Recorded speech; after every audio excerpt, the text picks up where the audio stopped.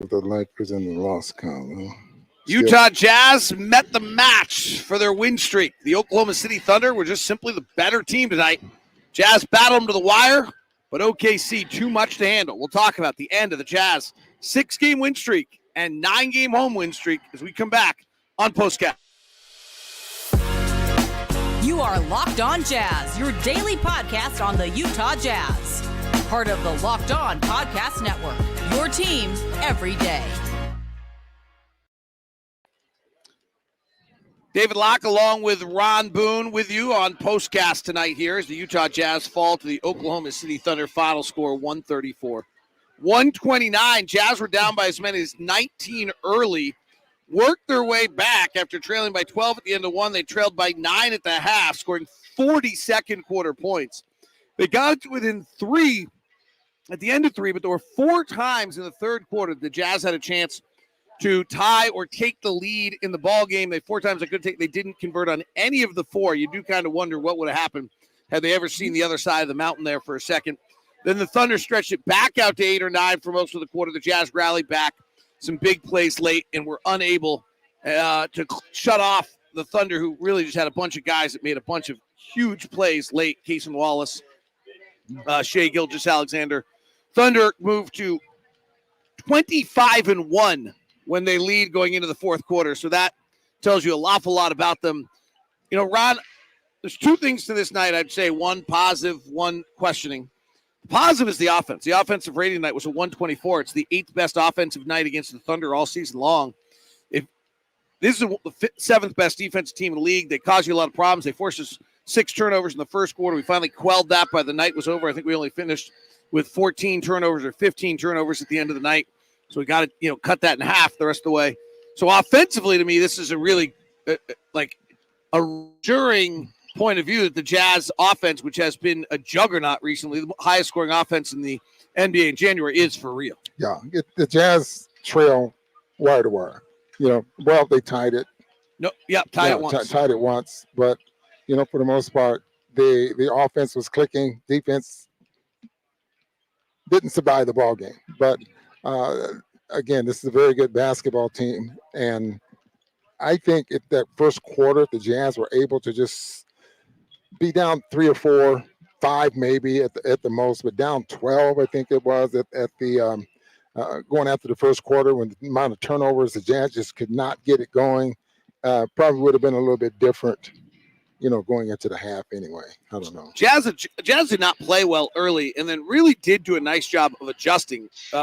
Points in the paint in the first half, I can probably find the number here in a second, was mammoth, and the Jazz cut that in half in the second half. Points in the paint in the first half by the Thunder. I think it was 40-something points. 42 and finished at, what was 56. it, Ron? 56. So 42 points in the paint in the first half, 14 in the second half. That's it's a nice job adjusting. It is a little bit of like what went wrong in the first half, but they were trying something they had not done defensively. Scott Morrison shared with us. It was a different defensive style than they tried all year. It obviously took them a while to figure it out. Yeah, took a while to figure it out and try how to stop this team defensively. And what I saw was the cutters. And that's what really made a big difference with the Jazz, because you saw even late in the ball game when they were trying to double Alexander, maybe a little farther out on the floor. But then you have the cutters. But now the defense has to recover, has to help from the weak side, and you got baseline cutters, and they were just able to score off of that in that first quarter. But as you mentioned, they did cut in on that. It slowed it down to the point, but then the 3-point shots started falling. I mean, let's be frank. Oklahoma City just had an answer for everything. They were awesome, right? Like Cason Wallace hits a monster 3 late. The cutters you're talking about is a great answer to what the Jazz were doing defensively. Jazz played the zone very well and much better in the second half, but Oklahoma City really just was absolutely fabulous with an answer to just about everything the Jazz threw at them. That's why that team's so good. I think in the coaches meeting when Mark was talking about cutters and slashing and still creating some kind of spacing is something that, and maybe that's the reason they was getting those threes, late in the ball game, and put the ball into some very good 3-point shooters' hands. They still only ended up with 14 3-point shots, but the 3-point shots that they made were big. They were really at the right time, as you mentioned, some of the clutch threes, if you want to call it that. And Shea's just bona fide. I mean, he's just top 5 player in the NBA. Game just looks so easy for him. And how do you stop him? He's going to go to the free throw line. He plays at his own pace. Like I said, at halftime, he was the first one out on the floor. Teammates was in the locker room. He was out there working on his jumper. And maybe because he didn't get a chance to shoot it in that first half, because he spent a lot of time on the free throw line, but he was out there working on his jumper. He's just, yes, he is a viable MVP candidate.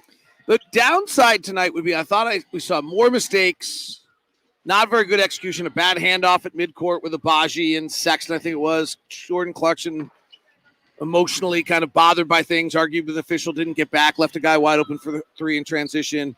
Some things we haven't seen in a while. Is that a lack of focus by Utah tonight, or did you actually credit that to Oklahoma City that they're good enough that they actually expose you in that way? I think exposure might be something better than because there you can go along from game to game getting away with certain things, and then all of a sudden this team takes it away from you. Because heck, they watch film, they know what's going on, but then individual talent sometimes will take something away from you that you've been getting away with, for 4 or 5 ball games or the 6-game winning streak, and so it worked for the Thunder here tonight. All right, let's talk about the Jazz offense. 129 points against good defense. What impressed you the most about the Jazz offense tonight? I didn't think they had a problem scoring against this team. I thought that Collin Sexton is a beast, and he can break you down.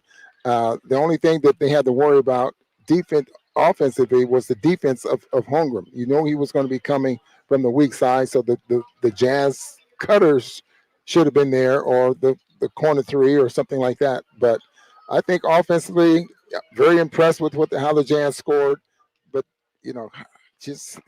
what can you say about a team that has so much weapons offensively?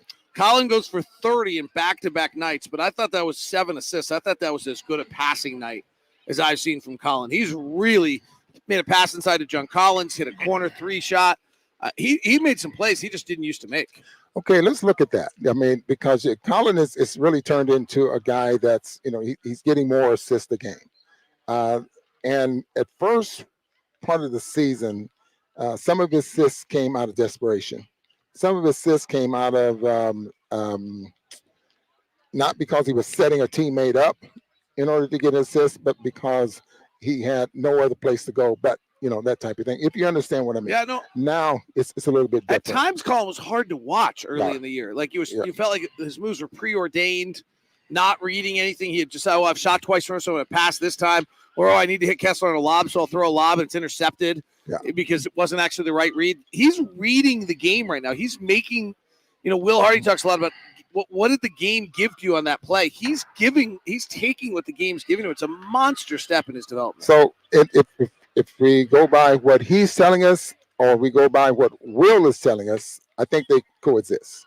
Because what he's telling us is he's watching a lot of film and he's watching a lot of players, knowing the weaknesses and strong points. And the drill that he has with the goggles or whatever you call it, that type of thing. Is it starting to work? That type of thing. Or, Will's putting him in a position where you can make those reads. I mean, I think they coexist because of what he's doing and the position that Will's putting him in.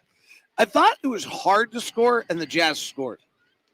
Does that make sense? Like Lauri was work, like putting him Lauri we played Lauri with some post plays on Casey Wallace and catching at the free throw line and ISOing him in a way that we haven't done with him an awful lot. I thought it was hard to score on a lot of those plays. They were top blocking.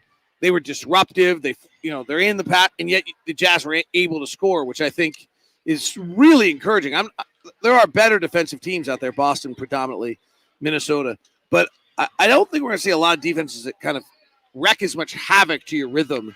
And for the Jazz to be able to score against that's really good sign. You just touched on something I think is very, very important, because when a team's defense is strong and good and you react to it and you still are able to make plays, there are some defenses that just make you look spectacular because it's just not that good and the reads are easy to make, but when the reads are harder to make and you still show up, then that's the big difference there. Maybe that's what the Jazz are going through right now. Best team you've seen all year, I assume, is Boston. Yes. This was what?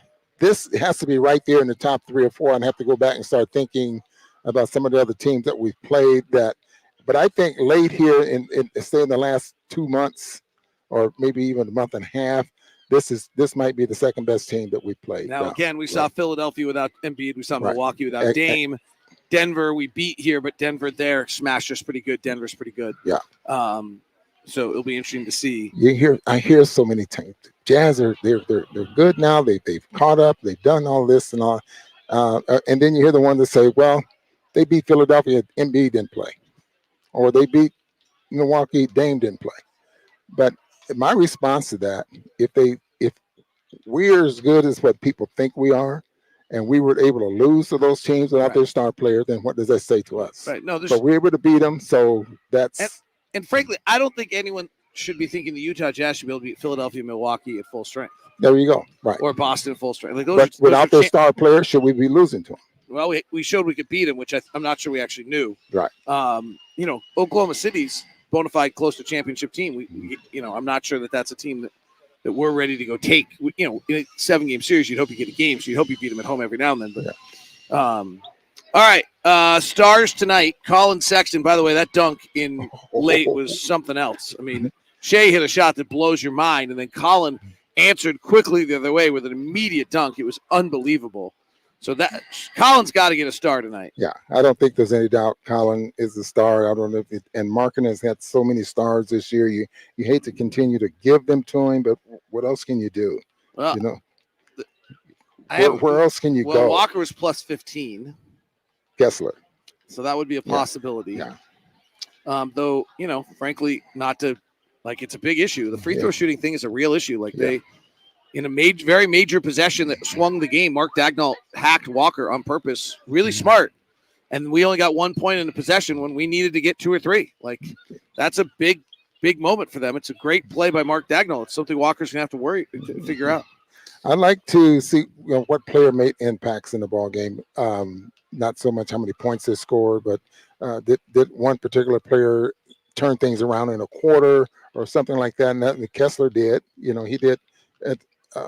Make an impact in the quarter. We can give this to Lauri Markkanen probably every night. He's very efficient. The 4 assists tonight would be why I would be leaning toward Lauri. Okay, something he doesn't always do. The fact he's now averaging 2 or almost 3 assists, I think is a big deal. Yeah, big deal. 10 rebounds. So yeah. Lauri Markkanen, Collin Sexton, and yes, that challenge was the weirdest thing ever.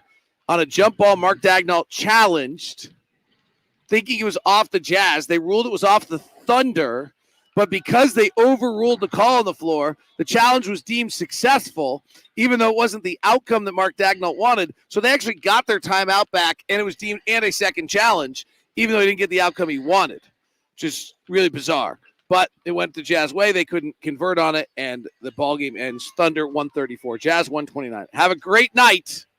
Thank you. We'll now send you the first ever 24/7 stream, national sports stream at Locked On Sports Today on YouTube. Thank you very much. Hello.